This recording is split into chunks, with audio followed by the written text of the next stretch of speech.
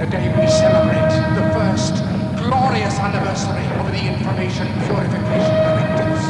We have created, for the first time in all history, a garden of pure ideology, where each worker may bloom, secure from the pests, obeying contradictory thoughts.